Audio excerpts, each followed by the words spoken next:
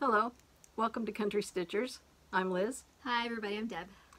We're a cross-stitch channel for those of you who haven't visited before. And we're an entertainment channel. An entertainment channel. Well, we are. We've been told, anyway, by my husband who hears us when we're together and our kids who hear us when we're together, that we're very entertaining. I think you're entertaining. Oh, thanks. We also like to visit our videos and the comments from the previous week at this point in time when we start off, and we had quite a few comments this time. Yes, yeah, and thanks for all the love and all the sweet things that were said about my finish on Stitch Every Day. That was really nice. That was a gorgeous box. Well, thanks. And the flood You that got erupted. one. Yeah, I did. I did. And I thought it should be here by now because I ordered it Friday. Was it intercepted in the mail? I hope not. Some really excited Flosstube viewers standing there ready to sneak it away. Or but somebody. Mine was, what did I tell you? I got a gray one. Yeah. Yeah. And then somebody else said there was a brown Tan. tan Yeah. available. Yeah. The piece we're talking about is the way Deb finished a hands-on design piece. There'll be a link at the end of the video. You can go back and watch that video from last week if you haven't seen it. It's really a really pretty finish, and it's a very functional is the best word I can think of. Chest. It's got drawers and a top that lifts up and a place to store things. Yeah, you could stick that almost anywhere. Yeah. Yeah. And Liz put in the color conversions in our last video in the drop-down section. But also I had a couple more questions about the fabric I used. Some people want to mimic the same design, and it's 32 count doubloon, and it is stitched 2/2, except for my words, I stitched them 1/1.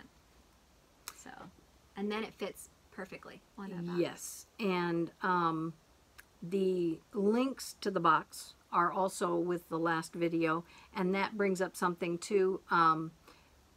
On all of our videos, when we finish, I take the time to go back and review them, and then I go online and I look for the best links to connect you to either the object we showed or the pattern we used that was maybe a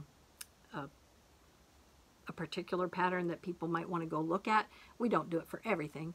And I have that done and in the description box by the end of Friday. Before I lay down to bed, that's populated. So if there's something you want to see and you're not real comfortable with using a search engine or Google and find it yourself, we do that and put the links in. So just check back into the description box and you should find it. Yep. Sometimes it's earlier, but not always.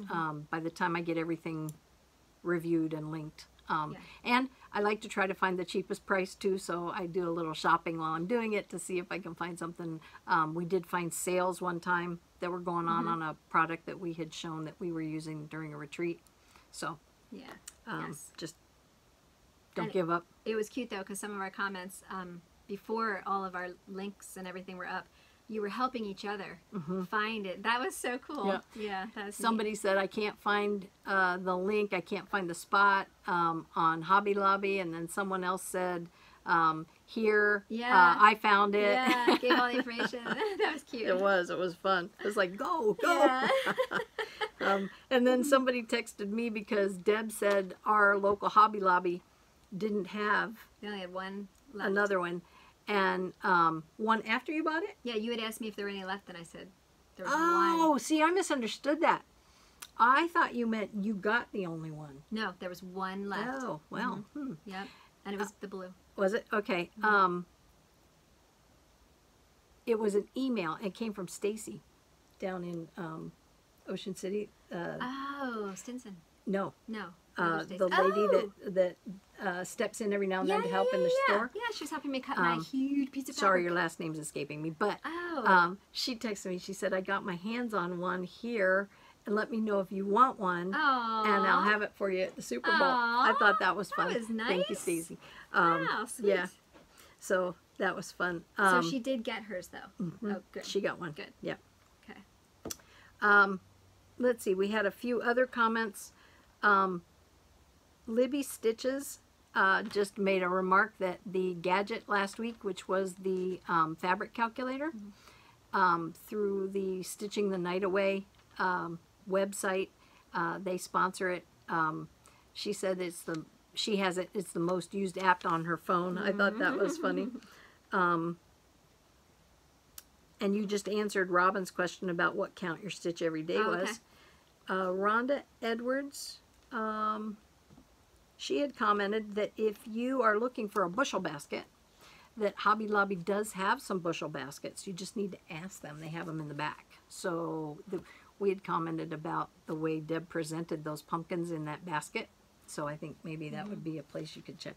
Yeah. Try to find it. Yeah, they are almost, you can find them everywhere. Can you? Yeah, they have them. They have them all over. And then Ginger K. Stitcher just wanted to let you know that she used your cow stitch. Oh, and the cow she hitch. said it worked perfect. Good. Lori Brewster, she's getting ready to press a piece of Lugana and wanted to know, is there anything special she has to do because of the rayon content, and just invert it so you're not ironing on the actual floss.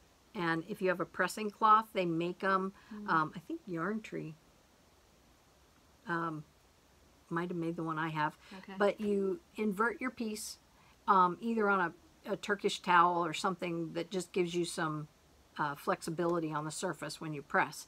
And just press on the back. The rayon shouldn't make a difference. I don't press on a very high heat anyway when I do it. No, but with those the pressing linen. cloths are nice. Yeah. Yeah. And I sometimes use a little bit of steam on mine. Do you? If it's... I don't. No? No. Well, I never have anyway. Okay. But I use the steam, though, I'll make sure I say this, on the linen part on the outside of the design. I don't run steam through the threads, obviously, because some of them aren't color fast, so I don't run that risk. Stitching Tricker, welcome back to stitching. She's not stitched for 15 years, and she was talking about having gotten back into it. That was exciting. I love it when people jump back on it. Yeah. And that brings up a person I met. I see her every week, a couple times a week. She's in the physical therapy office. Okay. And her name's Caitlin. And I took my piece that I finished this week, finished stitching to show them. And she said, "Oh, I used to do that." And I said, "Used to." So I'm going to find a project for her. I told her, go watch some of her videos, see if there's something on there that makes your sneakers squeak. Oh, and I said, man. we'll set you up with something to do. That's the cool thing. If you haven't been doing it for a decade or two. Oh, yeah. Wow, the differences now. I mean, how could you not I know. want to try all the new things? And her experience till now were the small kits that they sold at AC Moore and Hobby Lobby. Oh, really? Which they hardly have any of those anymore. Oh, my goodness. So she's going to be really excited by what she sees, I think. Yeah. So don't forget, Caitlin, I need to know. And then Kim Esmond, she commented that she was anxious to see the bunnies finished. And next week they will be. This week I had a little glitch in my giddy up. And I'll tell you about that because I'm going to show you what I did finish. And then, let's see. Patricia asked us if we knew what the background was on drums and strawberries.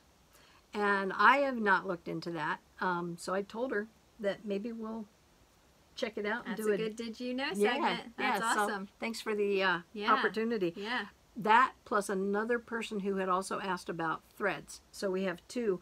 Certainly the thread discussion will span more than one Did You Know. Well, we did some already. We did variegated. Yeah. With just the difference between overdyed and the DMC variegated. Yeah. But when you think about all the fibers that are available to use, Oh my, yes. that could it'll at least give us enough for one discussion. And then there was a woman, I'm going to try to pronounce your name, Margit or Margie, I'm not sure the derivation, but she said that she was familiar with Color Wheel, she used it all the time, and that she actually has it on her, I think she said her wall, and she holds her whips up to it regularly to make sure that all of her colors are playing nicely with each other. I thought that was fun. Yeah. I also would like to know, does that mean those are pieces then that you're adding and subtracting your own colors from? Right? I would imagine. Yeah. So that's pretty fun. Yeah. Then we had a question from Patty Miller about starting a piece, and she was talking about the margins that we put into the fabric calculator app, and she was basically saying she has a pattern that has 4 parts to it. She wants to combine a 4-season pattern, and she's putting 2 of them above each other, so it's 2 side by side and then 2 directly beneath it. And she gave us the measurements for that and asked how we would do it, and I told her it would be easier to explain it than to put it into a comment. So what I'm going to do is I'm going to take and show the actual setup of what she described while we're talking here, because once I show it, I think it'll make a lot of sense and be very clear. You take your original design size, and I'm just going to say, let's say the design size of the finished piece, the way it's done, just one piece, is 100 by 100. That'll make it real easy to calculate. So these are square. Now let's make it 100 by 200. Otherwise, it's really not going to look right. So I like your square rectangle there, Liz. So if you have 100 by 200, you're going to have 4 of those. So you're going to multiply that by 4. Then she said she wanted a 3-inch margin. So she's going to have 3 inches on each height and width in her border. And then she wanted 2 inches between the top and bottom and 2 inches between each leg. So now we've got 100 across, 200 across. So that's the width of the whole piece. And then we have 200 here and 200 here. So that's the height of the piece. So now at this point, we're at 200 by 400 as our width and height. Just of what's stitched. Just of the stitch design. So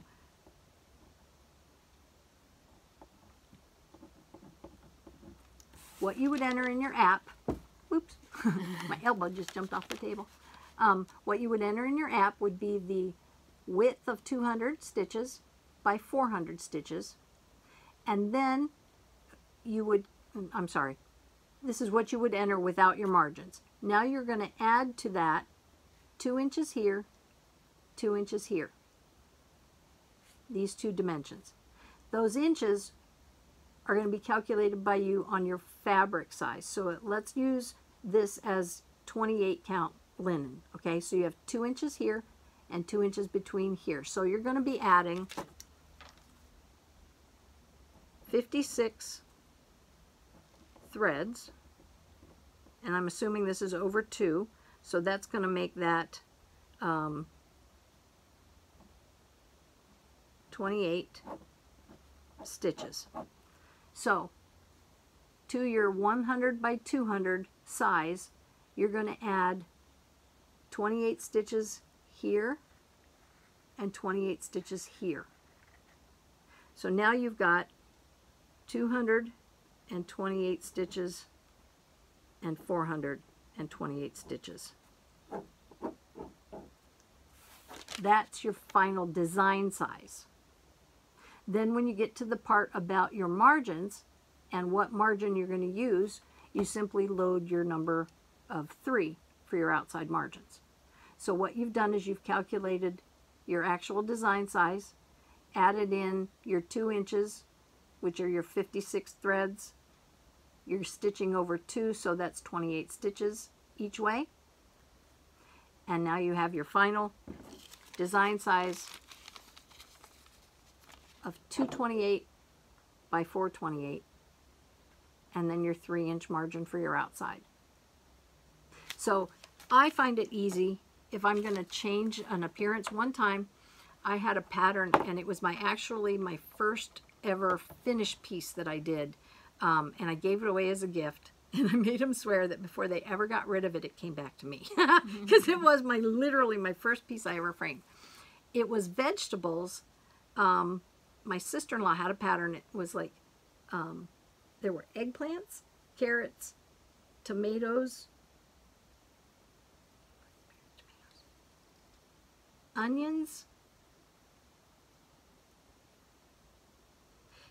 I laid them out so they were in like a clock, almost a hexagon. And then the center design was another vegetable, but I think there was more than one. So then I had to graph that because I had no way to know how to do it. Started with a piece of graph paper. I took each individual pattern because they were all separate, and I laid them in, and then I counted them out. And by the time I was done, it worked. But that's how I've always done it ever since then, because I just can't do all that math in my head if each design has a different count to it. So I would recommend that you just lay it out. Yeah. And or just like when I did my hometown holiday one where I put it all together, same thing. You have to figure out, you know, the stitching of each piece, adding all that together, and then how much space in between and how much you want at the ends. Yep. So, and with that one,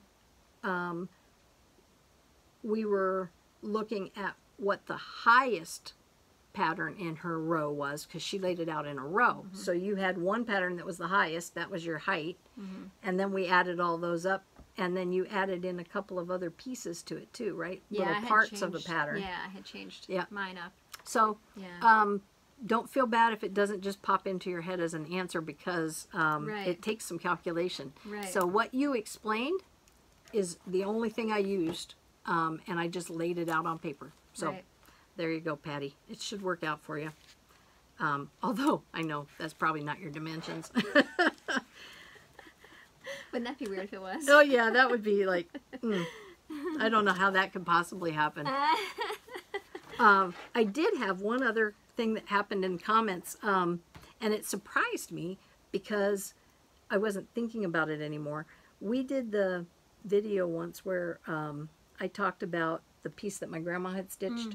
I brought it along, and it was a piece that she hadn't finished, and little did I know, she did it on fabric, and this border needs to be finished. And I do believe this was my grandmother's. There's the outside chance it might have been my mother's. It kind of all got combined at one point. But I didn't know, it looked a little bit like a Jeremiah Junction or cross stitch and country crafts pattern. I didn't know. And I got a lot of people who responded to the fact that this is a mirrored pattern, the border, and that I could just reverse this and put it at the bottom and do the same thing to fill in this part on the side. Yeah.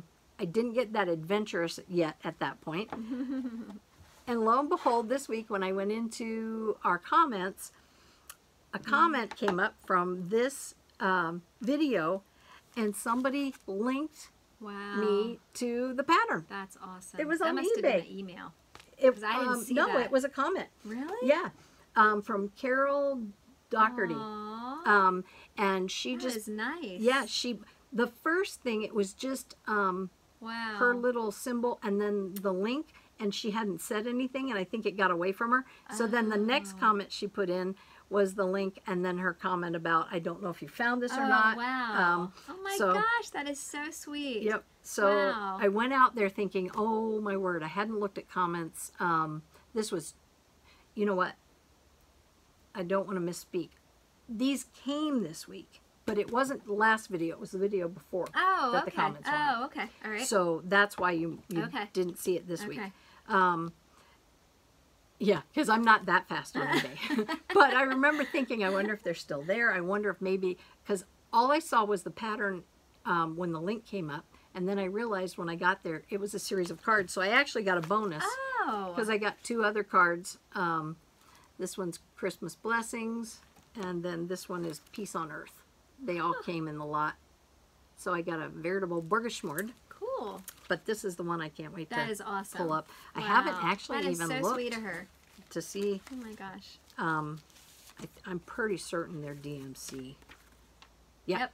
And very few. Yeah. What? Five. 5 colors. That's awesome. Yep, that is. So I'm very excited, and thank you again for sending me that sweet. link. Oh my goodness. That was it. That had just kind of settled in the back of my mind. I saw it every time I went through my, I have a bin I call, see it, do it, done or something. I forget what I call it. It's kind of equipped like that because there's so little left to do on it. And so every now and then I tell myself, grab something from that bin. I'm going to rename that bin. Finish me, Liz. That's going to be now. Finish me, Liz bin. Yeah, now. Now. Stop. Yesterday. Don't go any farther. So anyway, that was fun. That was our comments. I wanted to say one thing. There's one comment that I really wanted to make sure I oh, I bet I know who it is. Brought up. It's from Susan, and she must live somewhere near us. She finished a piece called Mary Queen of Scots sampler. She had got it in Williamsburg. So I'm not sure what it looks like, but I bet it's gorgeous. I'll bet. And I don't know if you remember me talking about where I take my things whenever I do pay to get them framed in Strasbourg. It's called A Finishing Touch, and Mike is the framer there, and he's just awesome. She had taken her piece to him to get it framed. The business right next to Mike is a coffee shop. It's funny, my daughter McKenna used to work there.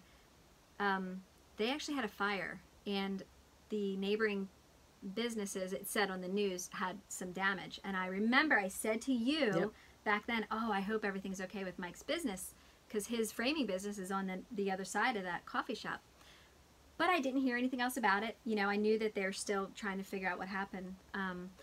She had her piece in there, and Mike called her and basically let her know, I don't think there was any other damage to anything else in his place except her piece. Oh my. It had some damage to it, some smoke damage or something. And I think she said she stitched her piece in, it was a silk. Splendor. Splendor silk. Deep red color on linen.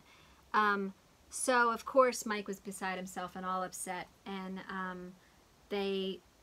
she made a point that she, I think we actually had said it too, about maybe discussing sometime in a Did You Know about how to clean fabric. Right. That was going to be like our next leg. Yeah, because she said that they did a little bit of research, and Mike had heard about like some vinegar and water, but she was just really leery about sticking that in in anything. But the conclusion of all this, I think it's so cool the way she ended up looking at it. Her and her husband went back to Mike and said, you know what, we want you to frame it just as is. Just as is. And she said, Mike looked at her like, are you kidding me? But she and her husband look at it like, you know what, this adds another story to it. It's just more history in this piece. And that is so awesome. Yep. And she's also going to take the advice of sticking something on the back, like the CD packet, or Mike can actually put something on the back for her, and then he'll sign it. And I thought, oh my gosh, that is so cool to look at it that way. I love that. And didn't she say at the beginning too that she had been stitching and hadn't been for a while, and this was a piece that had been sitting there, and she got inspired to get it out and finish it. Yeah, she had been stitching since the early 80s, but she hadn't done much in the last 10 years. Yeah, so way to go, girl. That is awesome, but I just love how you looked at it, And I really, I get excited every time somebody says they used to and now they do again. Yeah. That's fun. Yeah. Oh, and I love that your husband calls us the Flossies. Yes. The Flossies. I like that. That was actually my great aunt's Flossie nickname, and my mom said it was actually her. Was it her given name? What was her given name? But her nickname was Flossie. Yeah. I forget what name that is a nickname hear it for. Much. Well, I have a client named Flossie, and that's her name. That's her actual given name? That's her given name? name. I wonder if that was my aunt's given name. Yeah. We did not grow up near here as kids. We were raised in a military family, so we traveled around, and we got back here for the first time when I was 8.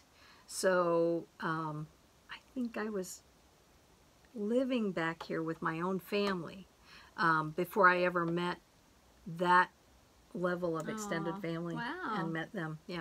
So anyway, neat. So we're Flossies. We're Flossies. Yes. It's in the blood. We're Flossies. We're Hallmark Flossies. Hallmark. Darn it. Oh, by the way, have you watched a Hallmark movie yet? I have not. What? I recorded them. Shame on you. I recorded. Well, the World Series was on. still. Sorry, no excuse. I know. Well, that was that marital support. Yeah.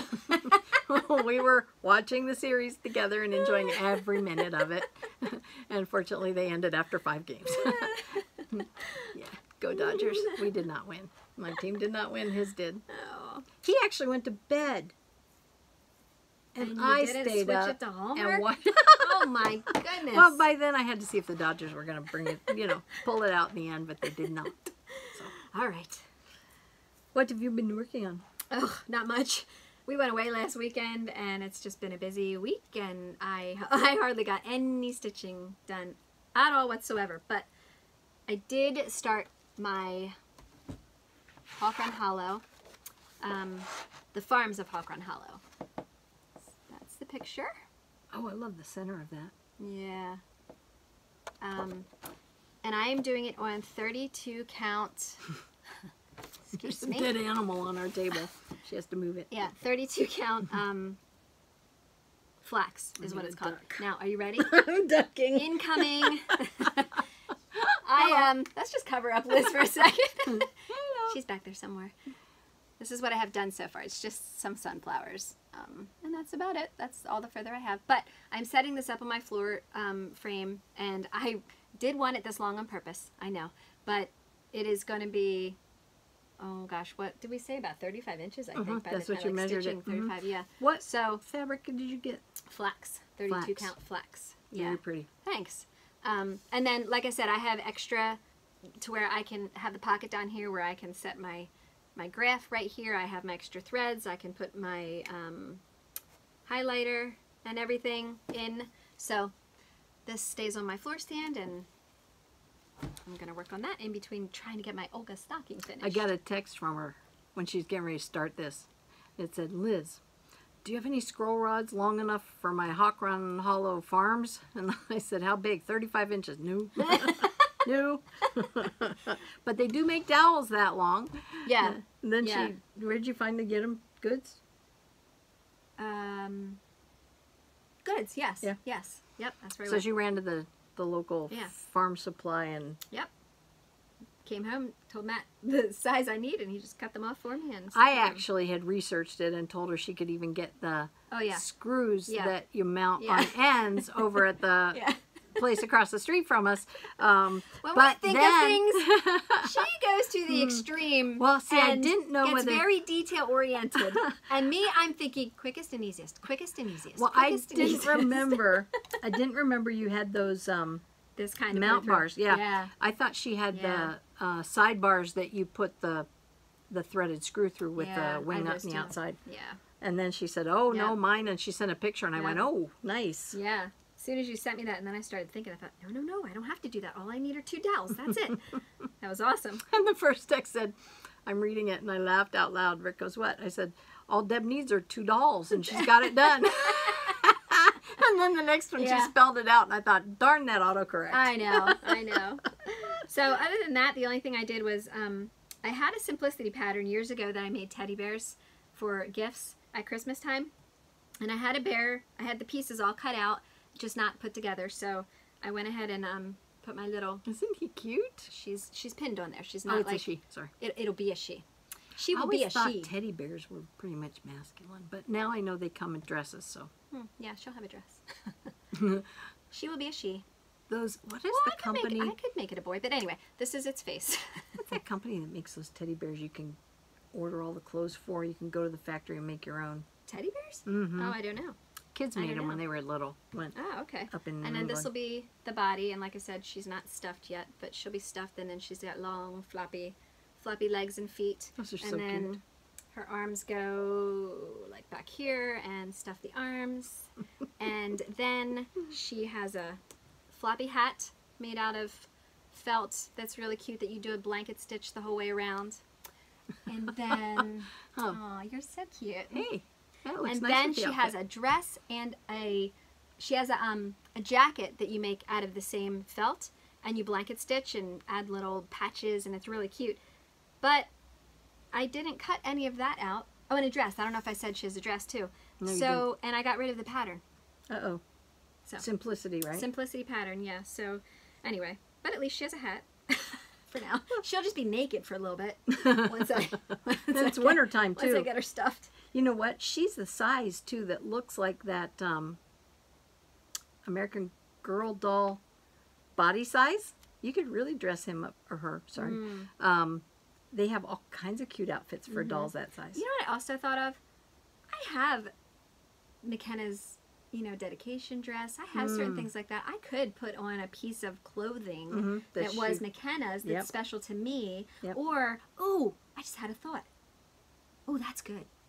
I have the Flower Girl dress for my wedding. And I wanted to get teddy bears made from the dress, but who made my bears? They're not making bears anymore, so we're trying to find someone to make those bears out of that dress, but I could maybe make a dress for this bear out of my Flower Girl dress. That would be cool. Yeah, it would. I could probably do all of that, actually. I bet you could just take in some... That would be great. Depending on what... well, was it like a floor-length dress? Probably like a gown. Yeah, oh yeah. How but anyway, clever. so I got her a little bit put together, not stuffed and finished, but that's it. That's all I have. I know you'll probably remember when I do what the name of the bear is, but there's a factory that the kid's dad took them to. Oh, you mean in the mall? Not Build-A-Bear. Not Build-A-Bear. Oh, okay. It's a more old school teddy bear, and you go through and they put it together. You pick out like the eye color and whatever, and they're putting them together. And at the end, then you pick out what outfit you want. And then one of theirs, when they brought it home, had a clown outfit on. It was really cute. And so it's kind of like Build-A-Bear almost.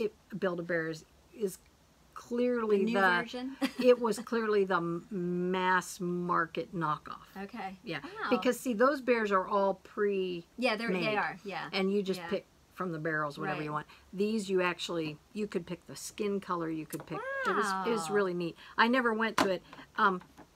It'll come to me. That's really cool. But yeah. So this I dropped her arms. The time. Oops. That's our special needs bear. She's good. Take her with me. She's good. The alarm you just heard is subscriber tribute, and every week we draw names from our lists of subscribers, and we send out thank you to subscribers and send a little gift. And this week we have Stitching May, and you'll be getting Purely Sampler Collection Live in Harmony. This is the pattern. It's so cute. Colors are beautiful too on that. And she's a floss tuber. Oh, okay. Nice. I will look her up. Maureen Grinnell. Grinnell? Okay. And you'll be getting Pat Rogers' Counted Collection, Nicole's Sampler. Very pretty. I love these samplers. So if you could get a hold of us either through Instagram or on email, that would be great. We'll get your goodies out to you. And those links for Instagram and our email account are in the description box. Once you hit that little arrow up in the right. Yep. And you know, if you want to do it right away after you see it and it's not Friday night, you can go to a previous video and look in the description box. True. Yes. It's all in. It's that part of our description box is standard. Stays. Yeah. Okay. Great. Thank you, ma'am. Yes. Thank you very much for being subscribers. We really appreciate it. Yes. And I did some stitching. Yay! Good. Finally, I finished my bunny. They are so cute. This is the hair sampler by La Di Da, and I also had already stitched the Sweet Pea was her name. Deb gave me that pattern when we were away on a retreat, and so she's done. I was thinking I would have these all put together for you and be able to show the pair of them until yesterday when I started to do it. And I thought, you know what? I had cut out the pattern that I needed to do the bunny on the fabric and the backing from this pattern and had put away everything else and realized that the actual outlines of them are just enough different that I couldn't use the same pattern. And I thought, you know what? There was a time in my life, as a young person, I would have rushed to get something done like that, and it would not have come out the way it could have come out. So I thought, nope, I'm not going to let today's date force me to do it. I thought I would show you the fabric. This is what I'm going to back both of them with, and on here I've traced this guy already, and then I went ahead and traced the bottom for both of them, and that's actually got a 5/8 inch seam allowance on it. The bottom of them isn't quite that big. Okay. But they'll both match. Deb and I were talking not long ago about an idea I had for putting like a mattress finish or a gutter, if you will, between the front and the back, all the way around to give it sort of a more of a box finish on the outside edge. But I'm going to have to see if I feel brave enough to do it that way to start with, or maybe I ought to investigate that before I make it what I do to these pieces. And I'm just going to use, by the way, if any of you are interested, I'm going to use the actual thread that I outlined each of them in as the thread that I stitched the fabric on with, because that goes with both of them. So that'll work out really well. Yeah. I was really excited when I saw that. It's like, whoa, almost tailor-made. Nice. And I did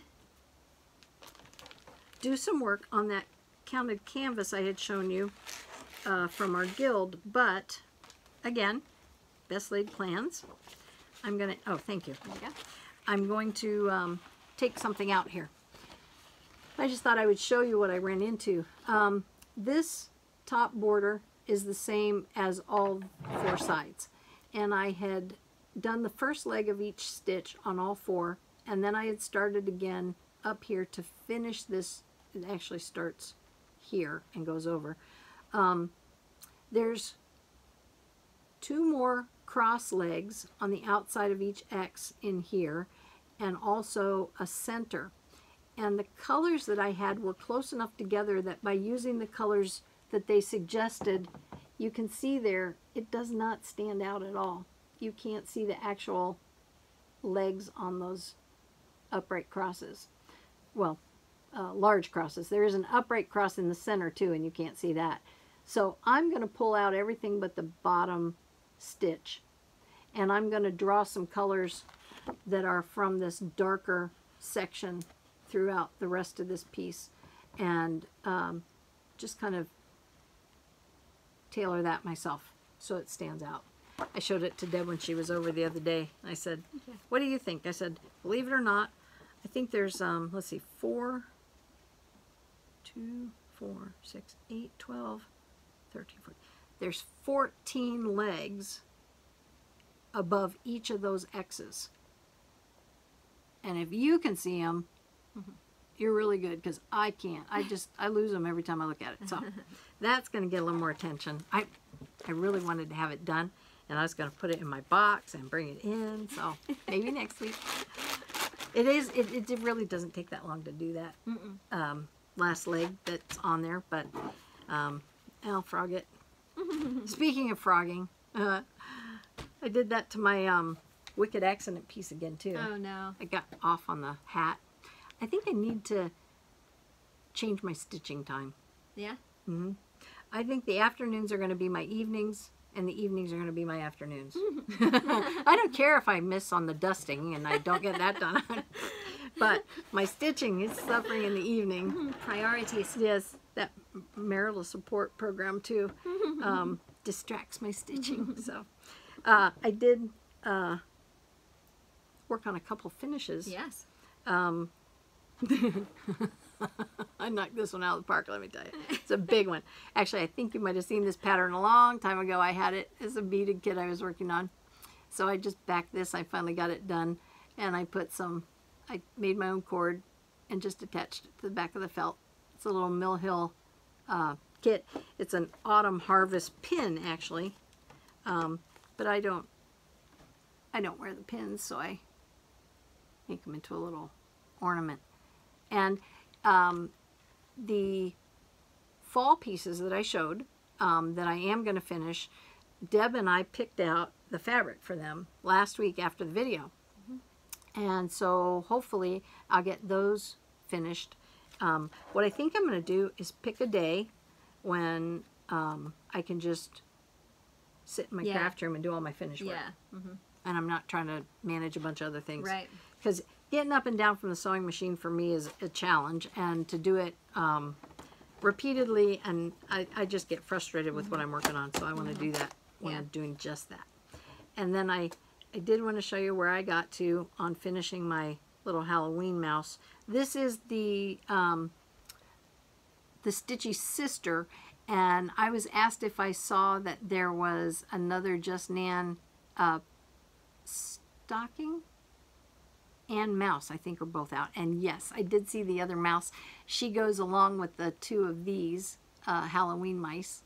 So this one is, I mean, for all practical purposes, it's done, but I did not get his little hat put on him, and I had just gotten my broom set up, and I have to wrap that and cut it and then attach my broom and paint it, because I'm going to paint it brown and attach it, and then she'll be done and she'll go in the cabinet. But she just needs to have her little hands put around the broom so that the broom is there, and then she can be off to whatever function Now, she what needs to fabric go is to. she on? Because that's like a light blue. This is actually, it's a gray. Trying to remember the type. Stony Point, maybe? I'll look it up. I Pretty. honestly can't remember. Yeah.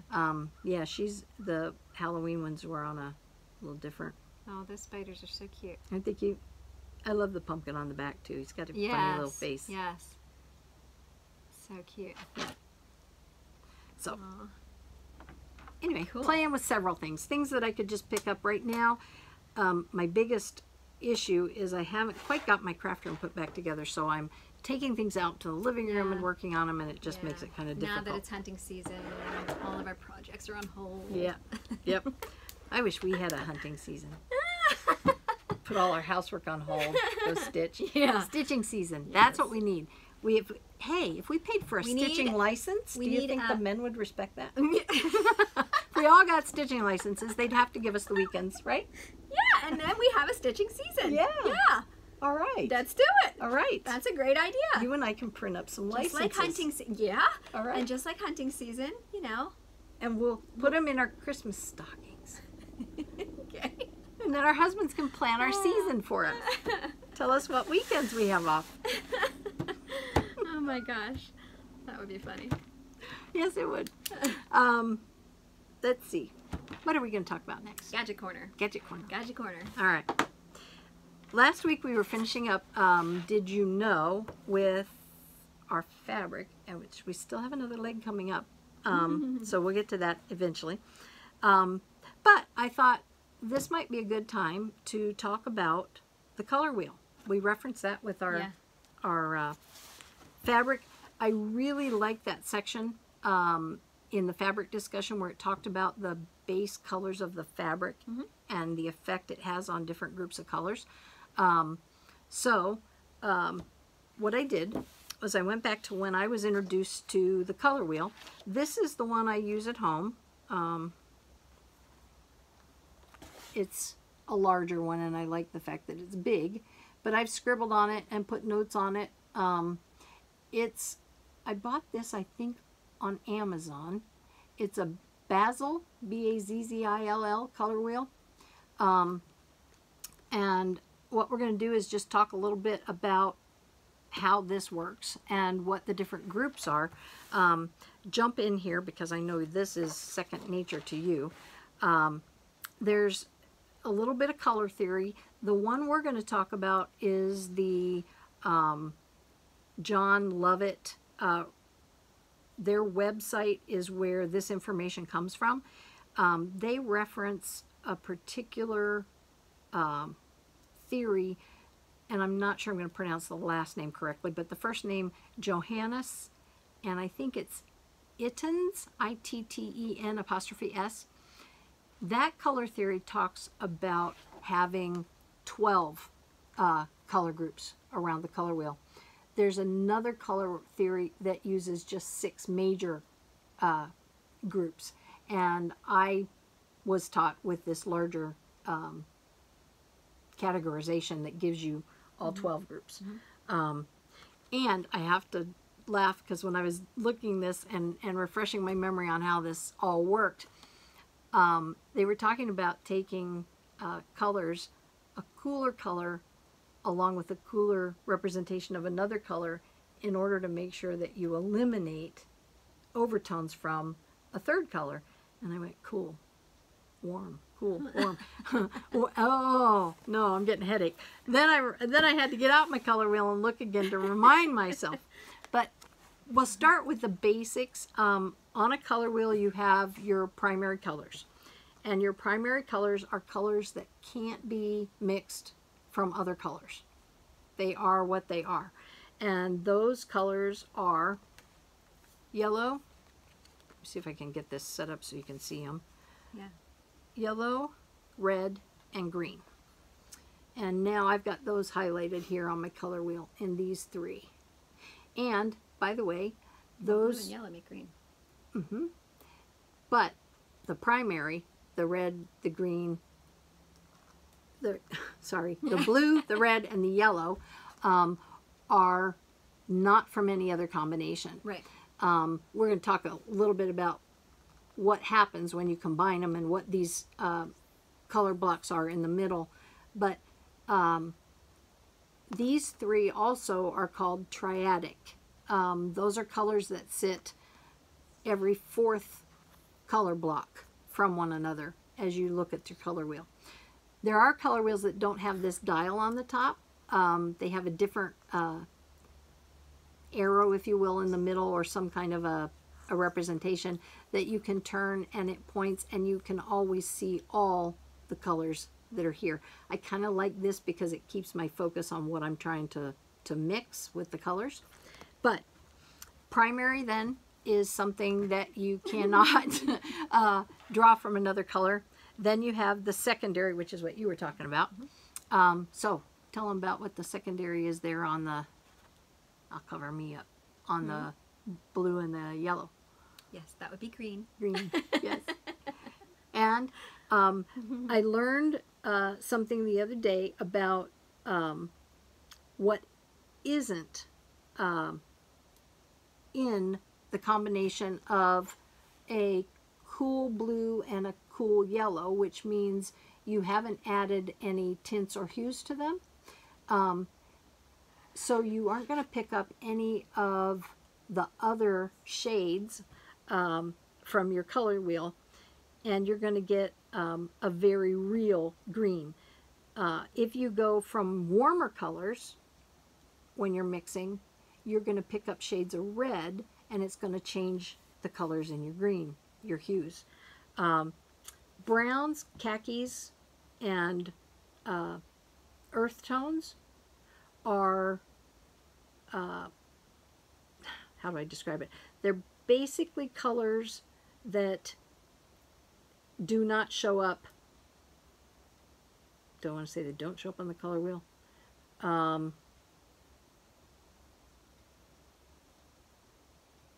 They're not in the tertiary.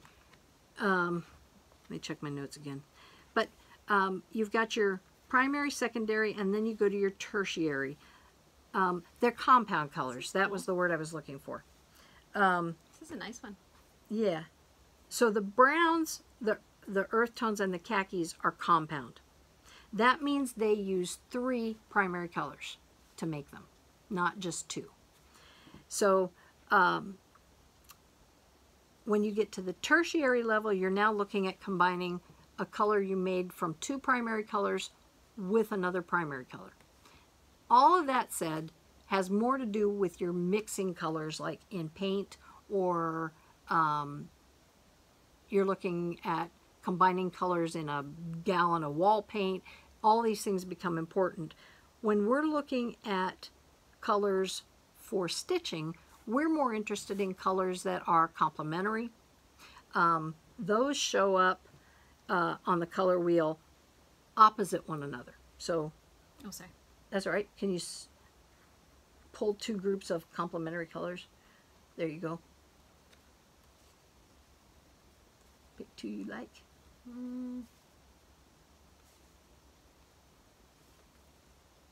Sorry, I'm being she's picky. going for the warm, natural. No, let's do that. Just because. Okay, so her complementary colors are going to be colors chosen from this spectrum and from this spectrum. Those two would be complementary. So what I do is if I'm designing something on my own and I want it to have, in this case, colors of red and green, I can pull my floss out and I could lay them against these two sections on the color wheel and allow the color wheel to help me with the tint and the shade of the colors. That's where I can't do that on my own. Okay. You are. She's brilliant at it, and it just comes, it's intuitive for her. The tint is the color that you get when you add white to the primary colors, or to the secondary colors, or to the tertiary colors. The shade is what you get when you add black to those colors. Like I said, these are all things that are probably much more important if you're making your own colors. I use it as a reference for colors that I want to know go together. Yeah, it's a great idea. That's for sure. When you use the color wheel, and they're talking about analogous colors, they're talking about groups that are contiguous. There's 4 color groups. So, for instance, if I wanted analogous colors for this group, I could use this section, this section, this section, and that section. So those 4 would all give me colors in the same general section of the spectrum. Okay. I don't really have much in the way of experience on mixing paints or any of that, except in art class where I colored one thing red and then colored over it with blue. We had and the best art teacher made purple. In our elementary school. We made a color wheel. Really, on your A own? beautiful one. That was our year-long project. Wow. She was awesome. I wish I had it still. It was just so cool because you got to, like you said, actually mix, and then you would paint that on your color wheel. Oh, wow. Yeah, it was really cool. So how big of a space then? It was a large color wheel too. So then you could actually have a space big enough that you could match things to those colors when you were Yeah, it was done. bigger than this. Yeah. Yeah. Cool. Yeah, but it was just a really neat learning experience, I think, to do that. Do you recall what I learned when I did color theory, just enough to get the basis for how to use my color wheel? When you did that, do you recall whether you added white or black to any of them? Oh, yes. Did you? Yes, Okay. that's what I mean. Because we did the same thing as on your color wheel. We completely shaded and, light and dark, and it was beautiful. There were so many colors on there. It was awesome. So then, if we're looking really neat. If we're looking at this, say this section of green, would it be fair to say that the colors to the top of the spectrum have a black added to them, and the colors to the lower part of the spectrum have a white? Well, they'd have to. Okay. Right. Well, that makes sense to you. Okay. I see. I don't know. I'm assuming that's how they got these shades. Because, the lighter something gets, you're adding more white to it. That's what I thought. Yeah. So then what happens if I take a color, let's say I take my violet, no, I want a primary. I take my red and my yellow. Does the color that results in that change hue or tint or shade by adding more of one or the other of those two colors, or does that just change the actual secondary color itself? Like, I'm probably not asking this right. Like if I add 1 part red and 2 parts yellow, that doesn't change the shade, right? That just changes the depth or vibrancy of the result if I'm not adding any white or black. I don't know. That's the part I'm not sure of either. Yeah. I know when they were talking about the theory that if they added... You would think, I mean... Yeah. That makes sense, yeah. Because the warm and cool side of this, and I actually have mine marked so I can find it, but from red violet to yellow green across the top. So this spectrum here, part of the spectrum, these are all considered cool colors. So as you turn it, you'll see in those two top, those, whoops, that would end the cool colors right there. Then if I go the other direction with those three triangles, and I start in the red violet,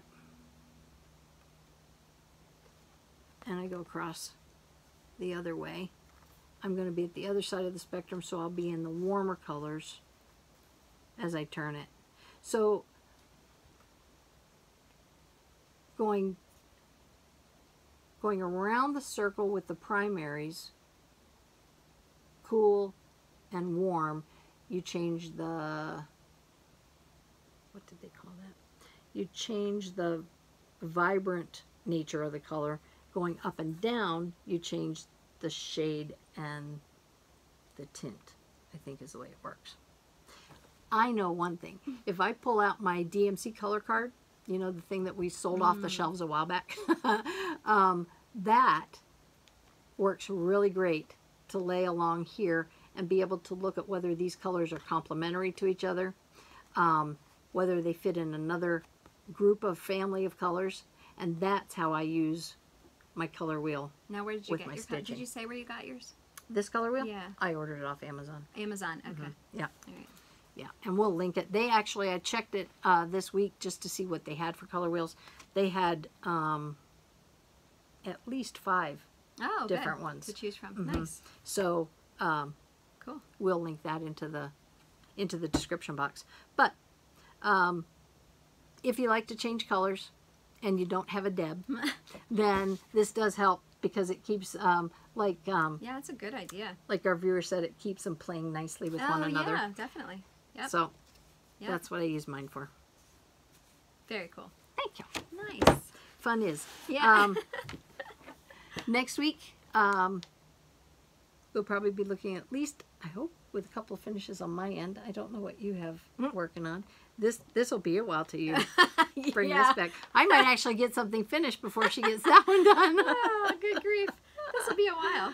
Especially since, you know, I'm going to want to start working on my Christmas soon. My ornaments all around. So I can't believe it's November 1st. I know. Cannot believe it. Mind-boggling. Oh my goodness. I know we had our retreat in October and I looked forward to that, but I still don't, I honestly don't know where September and October went. I know. That tells us we're getting older. Busy. But, Busy. Yeah, You have to say busy. I'm getting busy. We're busy. We'd like to thank you all for joining us. We also like to thank all the people that help with our needlework, our designers and our manufacturers and our LNSs and all of our Flosstube channels Yes. for helping it make needlework that much more fun. Yes. And also thank you for all the sweet things that we get sent our way. Also, we want to just say thank you very much for your just being so kind and sweet. Yes. So we'll be back again next Thursday with another video. And as usual, we'd like to encourage you to share the joy of needlework. Thank you. See ya.